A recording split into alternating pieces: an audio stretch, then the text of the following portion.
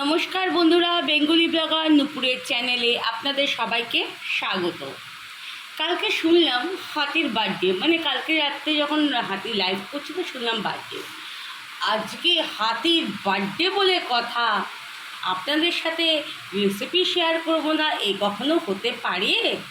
দেখুন, কাতলা মাছ করব। এই হচ্ছে কাতলা মাছ, বেগুন, আর এই হচ্ছে সর্ষে লঙ্কা বাটা, মানে নোড়া দিয়ে বাটতে হয়েছে, বুঝেছেন তো? খুব কষ্ট হয়েছে বাবা। উফ, হাতি এত নোড়া নোড়া করে, দেখ হাতি, তোর জন্যই মাছ রান্না করতে গিয়ে আমার সর্ষে বাটতে হয়েছে। সাথে আছে হচ্ছে টক দই। তো হাতির জন্মদিনের স্পেশাল রেসিপিটা আপনাদের দেখাচ্ছি, ঠিক আছে? কি করে কি করব না করব, সাথে থাকুন, সঙ্গে থাকুন। বেগুনটা ভাজা হয়ে গেছে, আগে বেগুনটা ভাজলাম। এবার হচ্ছে মাছটা ভাজবো। আমি ইন্ডাকশানে রান্না করি, আর হচ্ছে এই কড়াইটা হচ্ছে না লোহার কড়াই, কিন্তু এই লোহার কড়াইটা যে এত ভারী, মানে আমার পক্ষে নামানো না খুব কষ্টকর। তার জন্য একটা সুন্দর দেখে কড়াই কিনতে হবে। আর আজকে হাতির বার্থডে বলে কথা, একটু ভালোভাবে একটু রান্নাটা করি। এবার মাছগুলো ছেড়ে দেবো।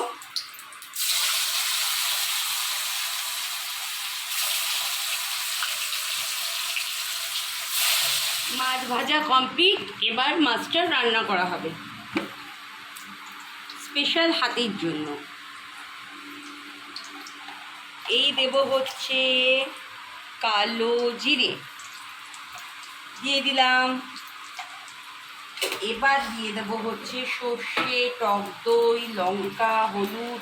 নুনটা এখন দেবো না, নুনটা পরে দেবো। দেখ দেখ হাতি, এই নোড়া দিয়ে কিন্তু বেটেছি। এবার দিয়ে দেবো মশলাগুলো।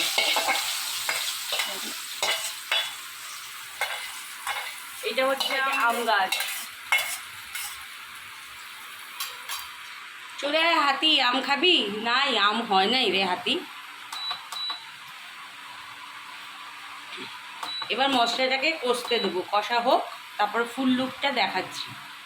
হাতির জন্য স্পেশাল মাছ রেডি, কাতলা মাছ সর্ষে দই দিয়ে, সাথে বেগুন, ধনেপাতা, আর উপর দিয়ে গার্নিশ করার জন্য কাঁচা লঙ্কা দিয়েছি। হাতি, কেমন লাগলো বলবি? ঠিক আছে, চল, টাটা, বাই বাই। আর যদি ভিডিওটা ভালো লেগে থাকে অবশ্যই আপনারা লাইক, কমেন্ট, শেয়ার, সাবস্ক্রাইব করবেন। আমার পাশে থাকুন, আমাকে এগিয়ে নিয়ে যান। আপনারা ওই রেসিপিটা বাড়িতে করে সবাই খাবেন। টাটা।